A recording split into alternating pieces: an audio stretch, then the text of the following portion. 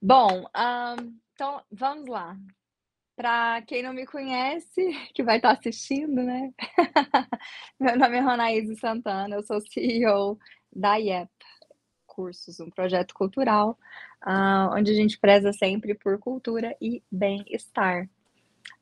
Por isso, os meus amigos e convidados são Paulo Carvalho, psiquiatra, e faz parte do grupo da Maria Homem, que inclusive eu estava ouvindo ontem, na hora que eu estava fazendo as coisas da Cersei, eu estava ouvindo ela falar sobre o assunto do momento, que é o corpo da Yasmin Brunet. Esse assunto foi parar lá, né, na psicanálise. O Pablo, personal trainer há mais de 10 anos, né, e ele é especialista num tema muito interessante, relevante em relação ao filme que a gente vai falar hoje, porque ele é especialista em emagrecimento, né. A Gabriela, nutricionista, também está na Califórnia, e tem especialização também na USP e cuida dessa área de tratar a alimentação não como essas dietas loucas e uma receita para todo mundo, mas realmente avaliar cada um com a sua realidade, e aí sim buscar uma solução adequada e saudável para essa pessoa. E Mirelle Araújo, amiga também, parceira da IEP, atende alguns dos nossos alunos, né. Psicanalista, psicóloga, atriz, professora de balé e tantas Tá coisas bom, né? mais. Tá bom. E é isso. Eu achei que esse filme era interessante para a gente dar um pontapé, porque dava para a gente incluir, todos nós, né, no sentido de, poder agregar vocês a esse projeto e poder mostrar um pouco do trabalho de vocês para o mundo, porque a partir do momento que a gente estiver aí, streaming, tá no mundo todo, né, quem quiser pode assistir, pode acessar de qualquer lugar, a qualquer momento. E para mim é uma honra, um prazer ser amiga de vocês e ter vocês aqui comigo nessa jornada de cultura e bem-estar. Eu fiz uma introdução bem rapidinha, assim, sem ler nada, bem assim, freestyle, mas eu queria que vocês se apresentassem de maneira rapidinha porque eu sei que eu esqueci alguns detalhes, né, não sei alguns detalhes também, que é importante vocês contarem sobre vocês, e logo a gente entra no tema do filme, A Baleia. Vamos lá? Podemos começar com o Paulo? Pode ser? Que você é o primeirinho aqui, do meu lado esquerdo. Ah, é? Para mim, eu sou o último na minha Não. telinha. Então, agora, literalmente, o último foi o primeiro nesse caso. Então, vamos lá. Bem, eu sou psiquiatra, eu me formei em medicina em Brasília, fiz a residência de psiquiatria em São Paulo. Por lá, eu fiz estudos, iniciei, né, com um grupo de estudo com a Maria Lúcia Homem, antes da pandemia, em psicanálise. Na pandemia, a gente deu uma interrompida. Eu busquei outro centro de formação, que é o SED Sapiente, né? E agora a gente retomou com o corpo clínico da Maria Homem, né? Que tem alguns participantes aí por todo o Brasil, né? A gente se reúne online e vai se atualizando, né? E mantendo o debate vivo na psicanálise. E eu atuo mesmo como psiquiatra no SUS, né, na rede SMS, Secretaria Municipal de Saúde de Goiânia, e Secretaria Estadual de Saúde de Goiás, lá em Aparecida. É isso. Perfeito, obrigada. Gabi, pode ser você? Olá, pessoal. Também é uma honra estar aqui com todos vocês. Então, meu nome é Gabriela, sou nutricionista, formei pela Universidade Federal de Goiás e anos depois fiz uma especialização em transtornos alimentares pela USP e atualmente eu atuo na área do consultório, né? Atendimento clínico, online, né? Depois da pandemia, essa possibilidade veio à tona, né? A teleconsulta, então abracei a oportunidade. E eu sou a defensora sobre um comer com prazer, né? E eu acho que isso é um direito de todos, independentemente da sua forma corporal, né? Então, eu ajudo pessoas a melhorarem a relação delas com a alimentação, com a mente e com o corpo. É isso. Perfeito. Pablo, você? Então, gente, meu nome é Pablo, tá? Eu sou formado há 10 anos, trabalho com um grupo de emagrecimento e treinamento funcional, que eu adoro. Até a gente dá aula, até dou aula para Ronaís também. E, Verdade. e assim, nós estamos num processo de aprendizado cada vez mais. E eu estou aqui para tentar somar junto com vocês. Obrigada, Pablo. Obrigada por ter aceito o convite. Mirelle.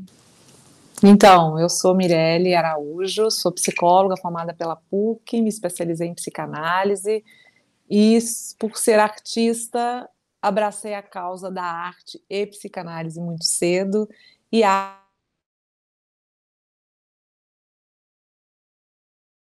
serve como um excelente condutor para a gente poder falar das questões da saúde mental. Então, por isso, há uns 10, 15 anos atrás, eu criei um programa sobre isso, que chama-se Ato Falho, Psicanálise e Cinema. É um canal que está no YouTube hoje, está em todas as plataformas, está como podcast também, onde eu trago um convidado para falar de um filme a partir de alguma questão da clínica, né? E é uma oportunidade da gente poder debater os temas e dar exemplos de como tratar cada causa, cada doença. Perfeito. Grata a todos vocês. O filme escolhido, então, foi A Baleia. E, coincidentemente, o personagem principal, o Charlie, ele é um professor de inglês, assim como eu, né? Que dá aula online. A diferença é que eu mostro o meu rosto o tempo todo. E ele se esconde, né? Do ponto de vista da psiquiatria e psicanálise aí, o que vocês acham sobre isso? Isso é uma negação? O que é isso? Isso é uma fuga? Quem quer falar? Fala, Paulo. Quer falar, Paulo? Pode ser. Eu gosto muito quando a Mirelle fala sobre isso, porque eu assisti ao vídeo sobre o filme A Baleia que ela fez no canal. Adoro quando a Mirelle vai situando primeiro sobre o diretor, sobre a filmografia dele, o Aronofsky, Uhum, né? A gente pensar que, né, que ele foi diretor de Cisne Negro, né? Outros filmes, Requiem para um Black Sonho, então Swan. outros filmes que também a gente pode pensar como a Gabriela disse muito bem, na nossa relação com a alimentação, né? Então, eu já Uhum. acho que o filme vai abordar um pouco sobre isso. E aí tem uma cena que eu revi o filme pela terceira vez agora, né? Para relembrar um pouco. Uau! Tinha visto uma vez no cinema. Caxias. Não, tinha É. visto uma vez no cinema que eu fiquei arrepiado. É realmente um filme que, moment to moment, assim, você vai ficando impressionado com o que o Fraser entrega como atuação, né? Mas Uhum, todos os outros atores e atrizes também. uhum, uhum. E eu não tinha reparado, porque a Mirelle me chamou a atenção, eu vi o vídeo dela primeiro, depois eu fui reassistir o filme pela terceira vez. E tem a cena inicial que ele está, como nós aqui, num Google Meet da vida, Uhum. e a tela dele está preta. E ele é o professor e vai passando ali o que importa para os alunos, o que pelo menos importa de maneira assim, o curso é para tal finalidade. Então vamos falar sobre tal finalidade. Professor de literatura, de inglês, enfim. E aí eu não lembrava que no final ele liga a câmera e ele se Sim, mostra de sim. corpo todo para os alunos. Essa Uhum, revelação vai mostrando um pouco a reação dos alunos na tela, né? Tem até uma nuance assim de uma aluna pegando o celular como se fosse para tirar foto do vídeo, né? uhum. E ele se mostra E é engraçado porque esse ato de ele se mostrar está condizente com o caminho que a gente pode caminhar, falar um pouco mais depois sobre o final do filme, que ele manda uma mensagem no momento de descompensação. Aliás, é interessante a trilha sonora, como vai seguindo os passos dessa navegação que a gente faz pelo filme, né? Realmente, se você pega a trilha sonora e ouve sozinha, dirigindo um carro, fazendo alguma coisa, dá uma sensação para mim de navegação mesmo. Então, até os títulos, né? Full Sail.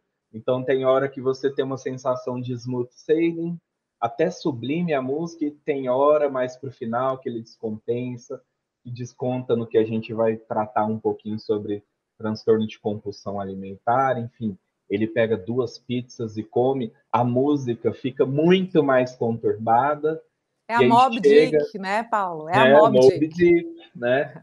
E aí a Navegação. música fica assim, a navegação é correlata com essa redação da filha dele, né? Quando ela estava na 8ª série e faz uma dissertação ali sobre o Moby Dick, né? E aí ele descompensa e manda um texto para esse grupo, né? Manda uma mensagem que chega para todos os alunos: olha, foda-se a literatura, foda-se isso, foda-se aquele, foda-se esse curso, nada é importante. O que importa é que vocês sejam honestos. E aí, metade do grupo reclamou dele, ele foi ser demitido, beleza, mas ele fez esse último encontro, em que metade do grupo o ouviu, né? Rolou uma escuta efetiva e metade do grupo escreveu coisas honestas, que é o que ele queria ler, é o que ele cobrou da filha dele ali no meio do filme, que ele amou quando a filha fez, né? Ele fez umas escritas, uns dizeres meio tensos, depois a gente fala disso, e ele adorou, porque ele viu que ela seguiu uma métrica, enfim. E aí, né, ele se mostra, e depois dessa descompensação, mas que levou realmente a uma coisa honesta. Então, ele foi honesto também. Então, você perguntou, né, retomando, se foi uma fuga, alguma coisa, o que representava bem. Eu acho que foi bonito porque depois de todo o filme se passar e ver que a demanda dele era sobre honestidade, ele pergunta para o camaradinha da religião New Life se achava ele nojento, e ele inicialmente não responde, até chegar o momento de tensão em que ele responde de maneira sincera. Ele exige da filha dele, até que sempre numa atitude passiva, respeitosa, para que ela diga realmente o que ela queria dizer para o mundo, para ele, que seja.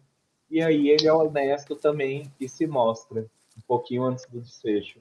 Então foi bacana essa coisa da câmera, mas eu falei pra caramba. Vamos lá. Esse filme, Eu né? adorei. Esse filme, Rona, é sempre sobre isso que a gente tem que se perguntar. Sobre o que é a obra.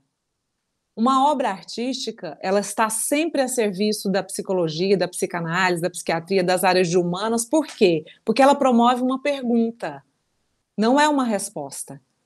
Então, sempre que você assistir qualquer obra, pergunte-se o que ela te provoca. E aí vale para todas as artes, né? Para a música, para a pintura, para a literatura, para o cinema e por aí vai. Então, sobre o que é o filme A Baleia? O filme é sobre luto, melancolia, depressão, passagem ao ato, faz uma crítica à religião, homossexualidade, bullying. A gente podia fazer uma lista, né? E a Rona abre a live da IEP chamando a atenção para o quadrado preto. O quadrado preto, sobre ele, a gente poderia fazer uma palestra, escrever um livro, né, Paulo? Dissertar num simpósio, porque tem muita coisa nessa barra, nesse quadrado preto, que é como a gente se comunica hoje em dia muito por essas telas. E o Charlie, ele opta por não aparecer. E isso tem tudo a ver com o luto, que é a cor preta, que é a anulação do sujeito. E é assim que acontece muito com as pessoas, e aí a gente vai entrar na área do Pablo e da Gabriela também, das pessoas que estão enlutadas pelo seu corpo morto na obesidade. Então é por isso que elas usam preto, né? É por isso que elas querem sumir, é por isso que elas não saem de casa, é por isso que elas ficam mais adictas do álcool e da comida cada vez mais. Porque a vontade é de sumir, né? Então, ele é muito importante o ponto preto. O Charlie, ele está à sombra. Ele não quer aparecer. O nosso corpo é a nossa casa. E o filme todo se passa dentro da casa do Charlie, dentro do corpo do Charlie. Esse diretor, ele é fantástico. Ele te convida a sentir o corpo do Charlie, porque muitos, acho que a maioria de vocês não sabe o que é ter um corpo obeso, né? Assim como a maioria das pessoas que assiste ao filme. E ele faz um convite a partir da tela que ele escolhe para distribuir o filme dele, que é uma tela 4x3, que é uma tela achatadinha no cinema. Então você não vai ter amplitude. Já é tudo pensado, tudo proposital. Por isso que são geniais esses caras, né? Por isso que eles ganham o Oscar. Não é por acaso que esse cara ganhou o Oscar. Tem todo um estudo do caso, né? E eu trato os filmes, como eu gosto de falar disso, como estudos de caso. Para nós que somos estudiosos dessa área, né, Paulo? E para vocês também, né? Pode ser sempre um estudo de caso aquele filme, como o Cisne Negro é uma proposta de estudo de caso, que ficou muito tempo se perguntando, afinal, qual que é o diagnóstico dessa paciente, né? Afinal, ela é psicótica, ela não é? Então é para isso que serve, né? O ponto preto serve para a gente pensar na depressão e no luto. O Charlie entrou naquele corpo, há um momento que é o momento que um dos alunos comete um ato falho, não sei se a gente pode chamar assim, mas ele não percebe que o microfone está aberto e ele faz um comentário para uma outra coleguinha de turma, achando que o microfone está fechado. E ele diz, caralho, por que ele nunca abre a porra da janela? E ele escuta. Né? E ele escuta. E ele dá uma resposta para a filha um dia que a filha, que é muito ácida, né? Aquela filha não vai lá atrás de amor, nem para dar, nem para receber, ela vai para pisoteá-lo, né? E tem um dia que ela pergunta, a primeira frase que ela fala para ele não é nem bom dia, nem boa tarde, nem oi, papai. A primeira frase é: porra, será que eu vou ficar igual você? Obeso igual você, né? E aí ela pergunta uma pergunta que todo obeso um dia vai escutar: por que que você deixou as coisas ficarem nesse ponto? Porque uma coisa é você ter 10 quilos a mais, 5 a mais, 20 a mais. Outra coisa é você ter 300 quilos e você virar uma baleia que não consegue levantar do sofá, né? Mas por muito menos as pessoas perguntam para a gente: por que você deixou chegar a esse ponto? E ele responde, né? Ele tenta dar uma resposta que é a resposta do paciente sobre o seu próprio sintoma, que ele desconhece, porque a obesidade, eu costumo dizer que é uma escolha inconsciente, portanto não é uma escolha, né? Ele tenta responder e ele fala: filhinha, o papai passou por uma grande decepção, por uma grande perda. E ele engoliu a dor. É por isso que ele está com 350 quilos, porque ele não superou, porque ele não soube fazer o luto. E isso responde à tela em preto. Uau, eu me deleito assim ouvindo vocês. Adoro esse tipo de discussão, de análise. Eu brinco que se eu pudesse, eu faria a análise todos os dias. O dia perfeito seria Pilates. Malhar. Sorry, Pablo. Pilates, musculação por obrigação. Análise, depois começar o dia de trabalho. Aí comida e sexo no final. Não, comida sempre. A Gabriela também é minha nutricionista. Ela sabe, ela pode dizer o quanto para mim comida é prazer. Tem gente, né, comer ovo, não sei o quê, a carne, não, porque isso. Não, para mim não funciona. Para mim, comida tem que ter beleza, tem que ter sabor A gente e vê pelos seus gerar stories. prazer. Tem que ter. Tamo junto. Não consigo comer por comer, assim, qualquer coisa. Realmente não desce, a Gabi sabe disso.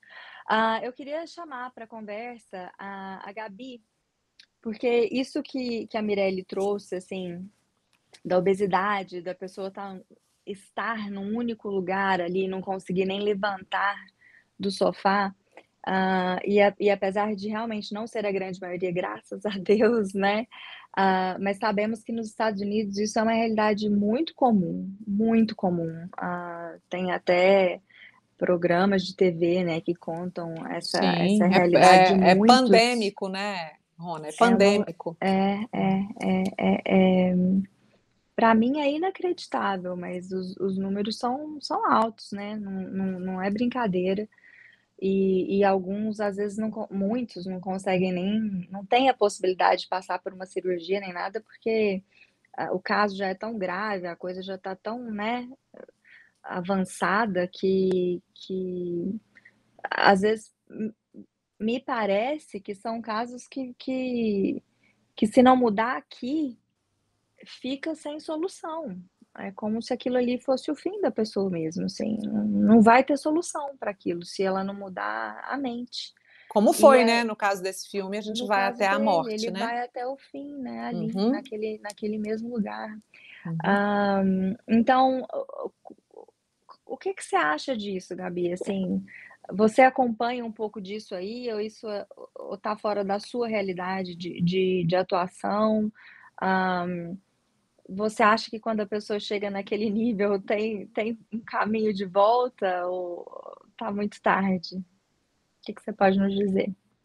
É, eu acho que a obesidade, ele é um assunto muito complexo, né? E na comunidade científica também não existe muito um consenso. É uma doença, é um fator de risco. Tem gente que vai defender que é uma doença, tem gente que vai defender que, na verdade, é uma condição que aumenta o risco para outros tipos de doença, problemas cardiovasculares, diabetes tipo 2, enfim. A Mirelle falou, né? Eu acho que é uma escolha inconscientemente, mas acontece muitas coisas dentro da obesidade que não é por falta de força de vontade, sabe? Então, assim, o excesso de gordura ali vai secretar substâncias que vão interferir na pessoa perceber o apetite dela, perceber a saciedade dela. Então, é um negócio muito mais complexo do que a gente imagina, né? Não é só fechar a boca, malhar.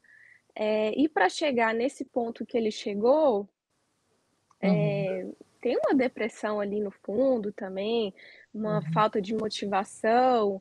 E aí, respondendo a sua pergunta, sim, existe possibilidade de um tratamento, mesmo a pessoa estando naquele nível, né? Pelo menos para trazer um pouquinho de qualidade de vida, trazer vida de novo para essa pessoa, né? Uhum. É, demonstrar para ela que ainda existem outras perspectivas, né? Para ela lutar pela vida. Tanto é que é interessante. Só interrompendo você, Gabi, porque vai ser importante para você falar disso. O Quilos Uhum, Mortais, que é um programa aí do seu país, é um programa que mostra muito bem a interação da equipe multidisciplinar e os uhum, pacientes que têm 300 mais, né, conseguindo o emagrecimento para aquele doutor famoso poder fazer a famosa cirurgia bariátrica, que é um caminho uhum, de uma das soluções para esses pacientes, né? Então acho que você pode falar uhum, disso. Ali mostra bem que eles vão, a Nutri vai para falar o que eles têm que comer. Eles mostram tanto que é difícil para eles, como eles resistem, porque são pessoas que já estão comendo uma pizza por dia, né? uhum, Uma no almoço, uma no jantar. E mostra sim, eles indo ao psicólogo, né? Uma sim, sessãozinha meio forjada, mas mostra que tem psicólogo ali. Então, acho que você uhum. pode falar disso, lembrando dos quilos mortais. Então, eu já ouvi falar nesse programa, mas nunca cheguei a assistir. Mas eu falo que, por parte da nutrição, é possível. Claro que vai ser um caminho de formiguinha, né? Porque, igual a Mirelle falou, a pessoa que está fazendo 3 refeições e a cada refeição duas pizzas grandes. Então, assim, O é estômago um tá trabalho. desse tamanho, né? Então, para a pessoa mudar aquilo ali para uma porção mais adequada, leva muito tempo, né? Mas assim, eu queria fazer uma crítica, porque Eu até vi um pouquinho também do ato falho, de você falando e tudo mais, que algumas pessoas falaram que o filme foi gordofóbico, né? Eu não concordo. E você não concorda. Claro que o cinema não vai ser uma aula de medicina, uma aula de nutrição, de psiquiatria, mas é um veículo muito impactante, muito forte. E acaba criando estereótipos ali na nossa cabeça, né? E retratar um corpo gordo caminhando ou não, né? E comendo de maneira compulsiva, deprimido, esperando a morte, negando-se a se tratar, não ajuda muito em nada o público, né? A entender, a humanizar essa pessoa, né? E reforça estereótipos e preconceitos da gordofobia. É a minha opinião. Sem, né, esquecer o estereótipo do gordo bonzinho, olhar doce. Será que é exagero pensar assim? Eu acho que não, porque tem trabalhos científicos que mostraram que após o filme Coringa, por exemplo, a percepção de que pessoas com doenças psiquiátricas são agressivas aumentaram. Então, imagina pessoas assistindo esse filme também, né? Já existe um estereótipo na cabeça das pessoas que a pessoa tá gorda porque ela come demais, ou ela só come pizza, ou ela só come chocolate. E sendo que pessoas magras também comem esse tipo de comida, entendeu? Só que o corpo gordo é sempre evidenciado como desleixado, feio, né? Então, uma pessoa magra, ninguém fica questionando ela. Nossa, mas você tá comendo? Sabe? Como a pessoa gorda. Então, existe essa discriminação pelo corpo. Porque ninguém fica preocupado demais com a pessoa magra, né? Agora, se a pessoa tá gorda, mas você deveria fazer uma dieta. Já pensou? Sabe? Ninguém questiona o que a pessoa magra tá comendo, né? E acho que às vezes até romantiza, né? Então a pessoa tá magra, nossa, mas aí questiona de uma forma diferente, né? Não é sobre a saúde dela, mas sim sobre a estética dela, né? Então, e eu achei curioso também não contratarem um ator com obesidade, né? Contratou um ator e aí ele engordou um pouco para o papel, mas colocou uma prótese, né? Então, por que não um ator com obesidade para fazer um papel como esse?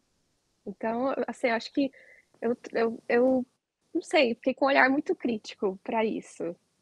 Essa é uma boa pergunta. Será que tem ator obeso daquele tanto? Ou o mercado é tão gordofóbico, como você está colocando, que eles não existem, ou é escasso isso, assim, Ou não dão na oportunidade, né, para indústria? essas pessoas. Não, Porque gente, também, É uma discussão importante. deixa eu responder como atriz. E eu também quero responder depois, tá bom? Para a gente. São pontos mais importantes e Boa, mais boa. polêmicos do filme. São Então a mais gente tem polêmicos. que transitar por isso, sim. Bom, como atriz, eu posso te responder que sim, o mercado engloba, sobretudo hoje, né, que está se falando muito da inclusão e tudo, atores com sobrepeso.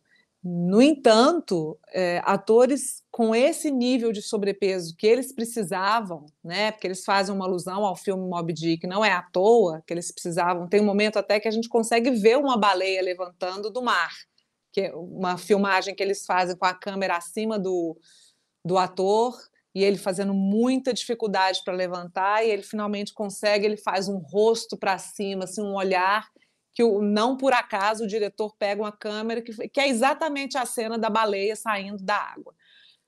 Um ator, um ser humano com esse peso, ele não está mais em nível produtivo e lembrando que o trabalho do ator é todo a partir do seu corpo, então ele tem que ter saúde para poder trabalhar. Né? Uma pessoa com aquele nível de obesidade é uma pessoa que está muito adoecida, então ela já não está trabalhando.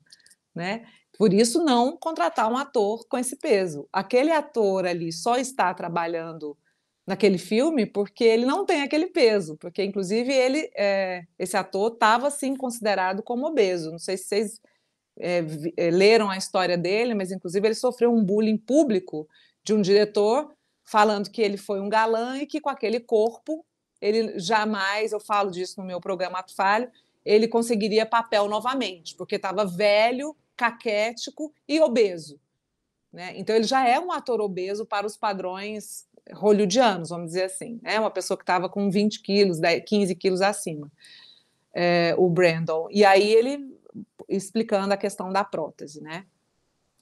E por isso não contratação de um ator de verdade. Mas Mirelle, fala, Paulo. você falou. Opa, perdão, Paulo. Só um Pode pouquinho. responder. Uhum. Você falou, o ator tem que estar com saúde para fazer um papel desse. E é interessante também porque a gente vê outros tipos de personagens, por exemplo, o ator que faz o Wolverine, o ator que faz o Thor, se submetendo a tipos de dietas também para ficarem com aqueles corpos definidos e tudo mais. O próprio Wagner Moura também. Uhum. Sim, e que não, na verdade, aquilo ali não é muito não é saúde, na verdade, não é saúde. E aí eles mesmos falam, tipo, olha, gente, eu não recomendo vocês fazerem isso. A gente faz isso para o papel, mas é extremamente impactante para a gente. Tanto é que quando termina o filme, eles ganham peso de novo, porque sustentar aquilo não é saudável, né? Gente, o Joaquim Fênix fez isso. Exatamente. Me permitam só um minutinho trazer o Pablo para a discussão, e aí o Paulo pega a. Volta, retomar. Retoma eu acho importante fazer um ponto no meio termo dos dois comentários. Mas vamos lá. E trazendo o Pablo um pouquinho agora para a discussão, porque é o que a Gabriela acabou de falar, né? Ela deu aí outros exemplos contraditórios ao filme, né, A Baleia.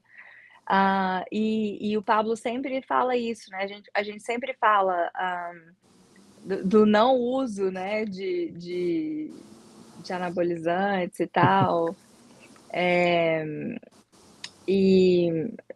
E também que o corpo bonito, ele vem como uma consequência, né? Exato. Eu sempre falo para todos os meus alunos que a gente deve treinar por questão da saúde, em busca da saúde. O corpo bonito ele é consequência de um corpo saudável, né? Completando aí o que a Gabriela estava falando, é até agressivo para esses profissionais, para esses atores que emagrecem demais ou engordam demais para fazer um papel, e isso prejudica eles, vão pensar futuramente. Mas como o foco deles não é sobre saúde, mas sim trabalho profissional, eles se colocam nessa posição. Continuando respondendo a questão do ator do filme, eu acredito que um ator com aquelas características, com aquele peso, assim como a Mirelle falou, ele não estaria capaz, nem capacitado, para atuar, porque até aqueles movimentos que eles estavam fazendo ali no filme, era muito difícil, era muito complicado, né? Vocês podem ver que a questão de respiração dele está muito agressiva, a transpiração dele... As crises de tosse, né, Pablo, que ele já estava tendo. Exatamente. Ali, no caso dele, até o problema cardíaco já estava muito grave. Então, ele, naquele ponto, ele já está desistindo da própria vida, né? É claro que tem aí uma questão depressiva, tem uma questão que afeta muito ele, que é a perca do marido, né? Então, assim, aquele ponto ali, realmente, ele é muito difícil de se chegar. Se há uma possibilidade realmente de voltar aquilo ali, ela não é fácil, tá? Se a gente perder, dar uma qualidade de vida melhor para ele, ali realmente não é fácil. A Gabriela falou aí que para ele ter uma qualidade de vida boa, já seria muito massacrante para ele, né? Pode falar, Paulo, completar com a sua... Perfeito. Só completando, Pablo, e os magros, né, que até eu citei o exemplo do Joaquim Fênix, que fez uma dieta muito restritiva para fazer o Coringa, que precisava daquele corpo esquálido, aquela corcunda, como a Gabriela ressaltou, não é saudável, lógico, mas é um corpo que você consegue carregar, né? E depois você volta ao seu saudável, né? Mas o contrário é muito complicado. O próprio Wagner Moura deu uma entrevista recente onde ele fala que nunca mais, que ele engordou, parece que 20 ou 30 quilos para fazer o Pablo Escobar. Ele disse, nunca mais, por dinheiro nenhum, eu me submeto a isso. Porque vocês veem a diferença que é para mais e para menos, né? E a Gabriela tinha falado uma coisa que a gente romantiza o estar magro, né? Muitas vezes a gente fala pro gordo, a gente fala assim, você precisa emagrecer, você tem que parar de comer. Para um magro, a gente vira e fala, você precisa comer, ué, você tem que comer mais, come tudo, você pode comer de tudo.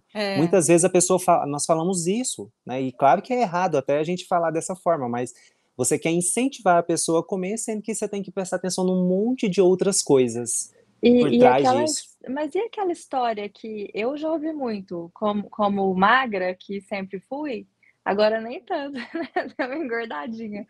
Mas já ouvi muito essa história assim, que é mais fácil alguém gordo perder peso do que um magro ficar com o corpo ideal. Do que dizem por aí ser um corpo ideal. Então, eu vou falar por mim, né, nesse sentido.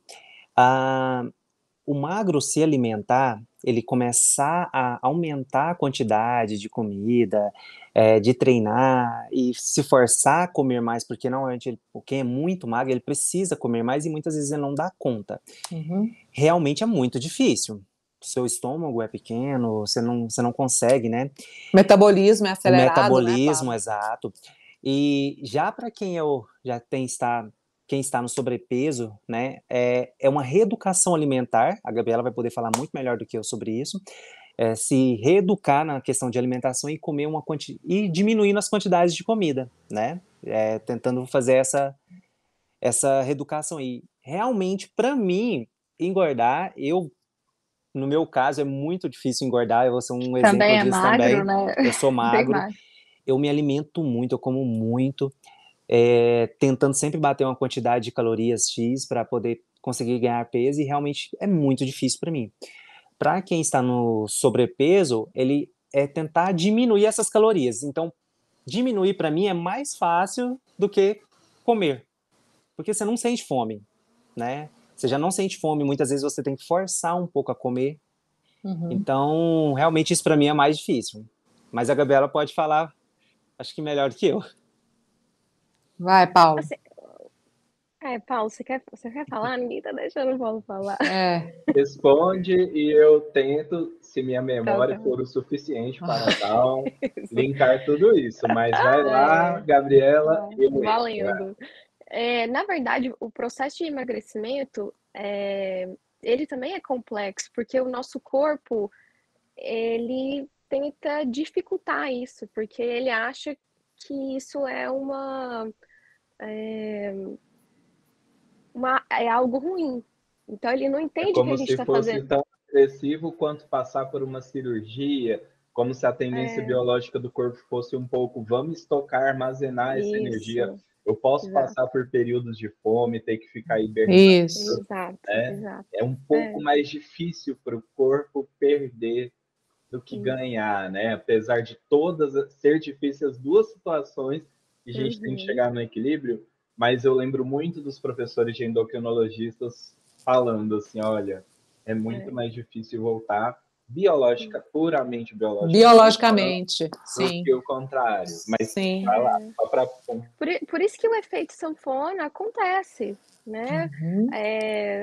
As pessoas podem perder peso muito rápido, né? Fazendo essas dietas malucas e tudo mais. Só que é muito difícil de sustentar isso. Então, a recuperação do peso inicial, até maior, ela acontece.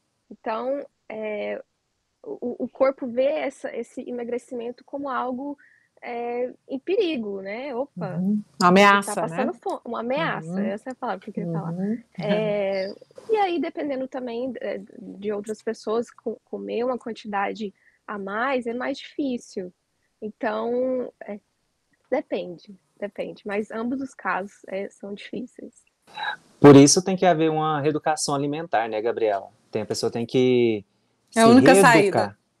É a única saída. E aliar vocês todos, o trabalho de vocês todos, Exatamente. né? A Mirella, não dá o para Paulo. ser só um ou outro. Mas Realmente, o Acompanhamento negócio é que o multiprofissional. processo é lento. Só que a Isso, galera quer um processo. negócio rápido. É, Porque no Gente, processo de emagrecimento, você quer perder menos massa magra possível, para o seu uhum, corpo não assustar. E o que acontece é que a perda de peso é muito rápida e essa perda de massa magra é muito grande, e aí o corpo vai tentando recuperar essa perda de massa magra em forma de gordura, até ele recuperar a perda de massa magra que ele perdeu, né? Então, é uhum. difícil. nossa, tem tanta coisa para falar e a gente só tem 17, 15 minutos. Falei, 1 hora é muito Eu pouco. acho que o Paulo começou e ele vai ter que encerrar. Mas assim,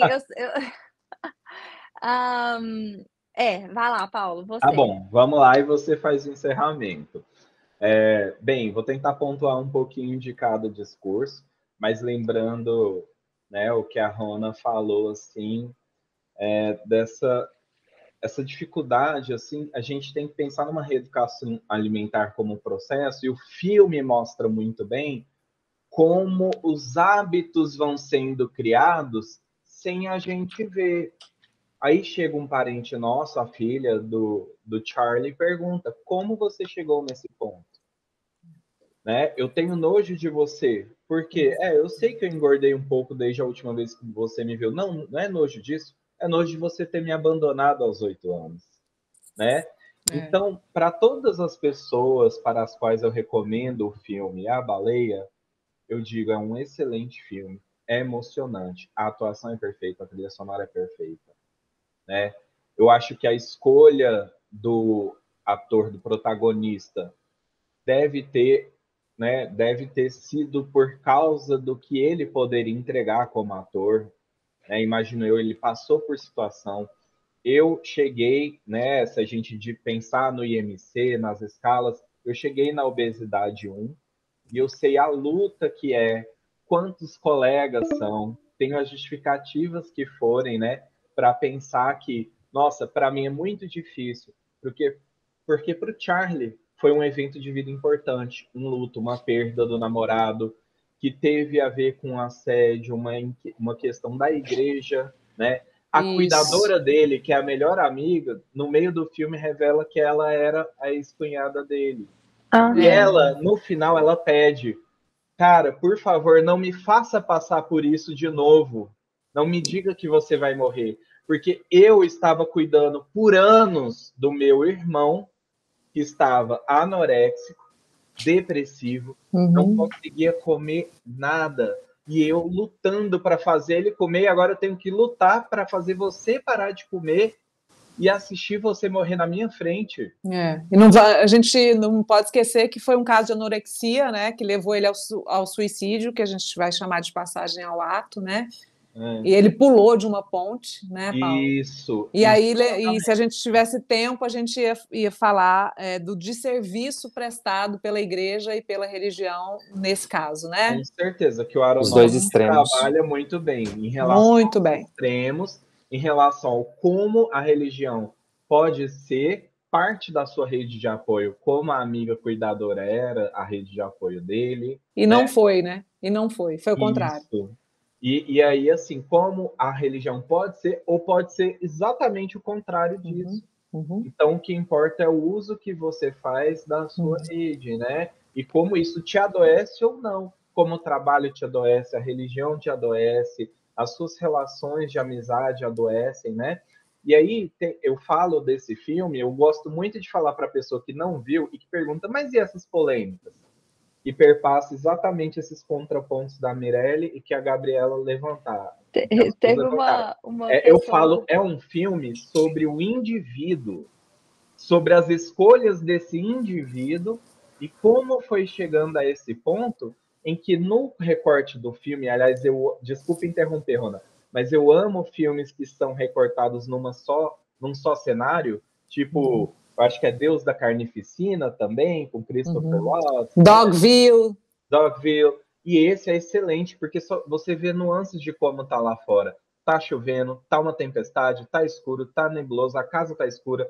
A menina fala que ela faz uma poesia, a filha dele. Aí ele escreve o que você quer, aí uma hora ele pega com um pegador, gente. Só quem passou por obesidade, um pós-cirúrgico, sabe o que é o corpo te limitando. É uma sensação ruim. A gente tenta correr atrás disso numa postura um pouco mais saudável. Quem passou por um episódio depressivo sabe o que é ter tristeza na maior parte do dia, a energia que é não ter energia para nada. Não é falta de Deus no coração, não é falta de coragem, é falta de energia Não para é falta produzir, de boa para vontade fazer nem as de coisas. caráter, né? Não é uma falta de vontade de fazer as coisas, a hipobulia, né? Então, assim, quem passou por essas limitações mentais e corporais sabe como o filme é sensível, e é por isso que eu falo, assistam de novo a esse filme, né? Como ele é sensível a mostrar a limitação que o protagonista tem de pegar um pegador para pegar o caderninho que ele pediu encarecidamente, que a filha dele, que ele admira, por mais postura agressiva que ela tenha, humor irritável, ele fala, você é uma pessoa incrível. E aí dele aparece, para de ser positivo o tempo todo. Ele, mas ela é incrível. E ele sustenta o argumento dele, porque ele acha isso mesmo. E aí ele, com o pegador, pega a poesia e vê, primeiro ele lê e fala, não tem salvação. Depois ele relê, peraí, tem uma métrica, né? Não sei se era soneto, que era a classificação, mas ele fica feliz. E quando ele fica feliz, quando ele finalmente tem um prazer, ou ele tem um prazer de comer, como a Gabriela falou, né? Eu odeio ter que comer por obrigação, odeio ter que comer com desprazer. Então, quando ele come com prazer, engasga. E a colega tem que salvar ele. Quando ele ri de prazer da filha, ou de um Engasga. comentário engraçado, ele tem um chiado, porque ele já está com a consequência de uma obesidade grau 3, ele está com a consequência também da hipertensão grau 3, que ele procura no Google, da insuficiência cardíaca congestiva, que já está congestionando tudo, até a respiração, ele tem que usar catéter de O2, entende? Sim. Entende? Então, a obesidade está relacionada a 300 outras doenças. 300, que eu digo, é um dado mesmo, né? Exatamente. Diabetes, síndrome metabólica, hipertensão, desfechos depressão, depressão, as psíquicas, né, também. Sim, ansiedade, transtornos ansiosos e transtorno de compulsão alimentar, né? Se a gente separar um pouco a anorexia da bulimia e do transtorno de compulsão alimentar, a gente vai ver que da população caracterizada com obesidade, 30% ali vai ter também a comorbidade com transtorno de compulsão alimentar, que eu acho que é uma nuance que aparece no filme, quando ele tem esses hábitos que demonstram um comportamento descompensado. Então ele pede para Liz, a amiga dele, Liz, e ela finge que não tá vendo, que tá vendo, ele, Liz, por favor, ela, tá bom. É a primeira cena que ela vai lá na bancada e traz um potão de frango frito para ele. Então, por favor, eu preciso disso. Então, é sobre adição, né, Paulo? Eu acho que a gente tem que falar disso. Esse filme também é sobre ser adicto. E antes da gente se despedir, eu só queria encerrar minha participação dizendo isso, perguntando a quem possivelmente vai assistir isso, você tem fome de quê? Porque fome todo mundo tem. Adictos todos somos. Mesmo os magrinhos e lindinhos, eles têm alguma adicção que eles precisam pesquisar aí qual que é a fome deles, né? São viciados em alguma coisa. E, nesse sentido, foi como encerraram a fala desse filme no Festival Internacional de Cinema no ano passado, perguntando a toda a plateia, nesse sentido, se somos todos adictos, quem de nós não é uma baleia? Uau! Bom, é muito interessante a fala de todos, né, sobre o conhecimento específico de cada um. Mas, assim, para finalizar, teve uma pessoa que me perguntou, não assistiu o filme, essa pessoa, e falou assim: mas eu ouvi dizer que esse é um filme tão bobinho, um filme raso. Eu falei: Nossa. pode ser, se você não tiver nenhum tipo de bagagem cultural e não tiver sensibilidade. Pode ser. Impossível. Né? Mas se você tiver um pouquinho de sensibilidade humana e um pouquinho de bagagem cultural, esse filme é emocionante e Uma vale a pena joia. assistir. Olha, só para não deixar escapar a oportunidade do que você acabou de falar, Rona, eu acho que é uma joia, porque você sai do Netflix depois de 1 hora assistindo um filme com a sensação de vazio, que não viu nada, quando você vê um filme desse, eu tenho a sensação que você vê tudo. Muda a sua vida. 5 minutos. Então, assim, E para não aprende. deixar passar, aprende. Para não deixar passar, é a cena icônica que ele interpreta de uma maneira que não sei qual outro ator interpretaria. Que eles, para mim, o filme é sobre isso. É falar assim, eu só queria ter a sensação de que eu fiz uma coisa boa com a minha vida. Cara, chorei demais. Que é Eu a ia falar filha. isso, eu queria perguntar, quem chorou? Eu sempre, né? Mas eu choro até em propaganda de margarina. Não, Então... eu tinha tempo que eu não chorava. Chorei tempo bastante. que eu não chorava com um filme, assim. Gente, mas é igual você acabou de falar. Me falavam sobre o filme assim. Nossa, ele é muito parado, esse filme. E eu fiquei totalmente imerso no filme e prestando atenção, tipo assim, analisando e chocado realmente com aquela situação dele, né? E não achei o filme parado, né? Eu falei, cara, isso não é um filme parado. Tá parado pela There's a condição dele. lot going on. Mas, gente, é muita coisa, é muita informação. Ô, Se a gente- Pablo, o filme Oi. acontece só num cenário, justamente Exato. porque o filme acontece dentro dele. Aham. Então só é parado para quem não pôde entrar para dentro também. Para quem ficou só do lado de fora, igual o vendedor de pizza, aí é parado. Né? Exatamente. Eu preciso ver a peça desse filme. Eu preciso que tenha a versão teatral aqui em Goiânia. Ô Paulo, eu acho que a gente devia organizar uma excursão para Nova York, a partir da Rona sendo nossa translate, para a gente assistir a peça lá na Broadway. Sim. O que você acha? O Paulo não precisa de tradução, I'm sure of that. Gente, que honra, que delícia. Por mim, isso aqui viraria parte 1 só, e aí a gente faz um outro encontro a parte 2. Eu acho porque que eu deveria queria, ter. Parte né? Eu também acho. Vamos, Esse filme porque eu merece. queria falar outras coisinhas também, mais polêmicas. Eu também quero falar mais com a Gabriela. Então vamos fazer uma parte 2. Vamos fazer uma parte 2, porque aí a gente vai poder falar das reações químicas, do símbolo daquele quarto fechado, da mulher abandonada. A gente vai poder falar de homossexualidade, a gente vai poder falar da igreja. A gente pode elencar temas e ir distribuindo. Daquele menino que também está tentando se salvar, né? Aquele que da religião, tenta ajudar, né? mas que está precisando ser ajudado. A religião que chama Nova Vida. Isso. E do finalzinho do filme, que é bem bonito, a cena que acontece, para onde que ele vai, enfim. Exato, eu acho que tem muito mais que a gente pode explorar aqui. É como eu falei, só da primeira cena dava para escrever um livro, então live... E o Roger, que tá aí só ouvindo, eu tenho certeza que ele também tem muito a falar, que ele é um cara das artes também, e que vai editar isso aqui também pensando pelo lado de que vai gerar interesse nas pessoas. Eu acho que falar que vem uma parte 2 aí é bem interessante. Fora que, assim, para mim, honestamente, é um enorme prazer participar desse tipo de coisa, assim, de falar de coisas relevantes, no lugar de ficar falando mal da vida do outro, de falar da vida alheia sem sentido algum, sabe?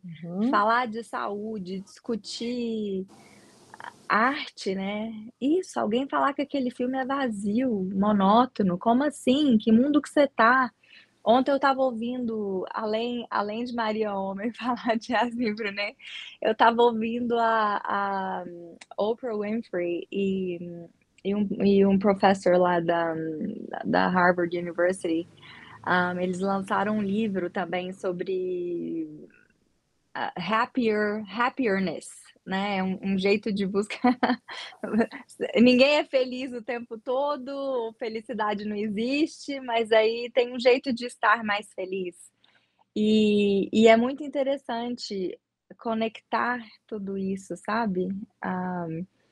A qualidade de vida, cultura, bem-estar, porque se você não tem o mínimo de bagagem, realmente assistir aquele filme, ele é um filme chato para quem não entende nada, para quem, né, não tem nenhuma referência. Mas eu penso que tem que ser uma pessoa muito seca, porque não tem como não ser conquistado pela interpretação do Brandon. Meu Deus!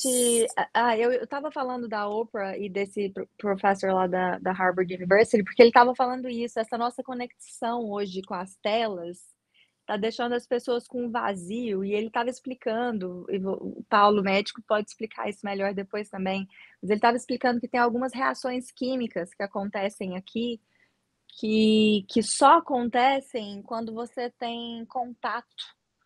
Quando você tá só nesse mundo virtual, existem algumas limitações, e para nós que estamos criando essa nova geração, já nas telas desde que nascem praticamente, a gente tá, por um lado, ok, a gente já é a própria tecnologia, né? E por outro, a gente tá deixando. Ele usou isso, ó, we're no longer human beings, we're human doings.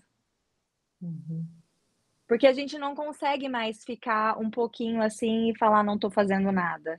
Se eu tô um pouquinho com a oportunidade de não fazer nada, eu pego e tô ali. E tudo passa. A minha filha, se eu não vigiar, ela já falou pra mim, mamãe, eu quero assistir shorts. Eu não quero mais ver filme. A Nina tem 4 anos. Entendeu? Hoje ela foi pra fazenda e ela queria levar celular. Eu falei, não. Porque aqui em casa tem um celular velho que ficou ali e ela disse que é dela. Eu falei, esse celular não é seu e você não vai levar. Você tá indo pra fazenda pra desfrutar o tempo na fazenda. Mas ela queria levar.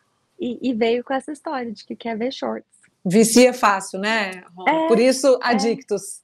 Adictos, todos de alguma forma, né? Até os 4. Todos. Beijos, abraços apertados. Espero vê-los em breve, para que esse abraço não seja só virtual. Essa palavra tá meio cafona, né? Gratidão. Mas, assim, é isso mesmo. Sou grata a vocês.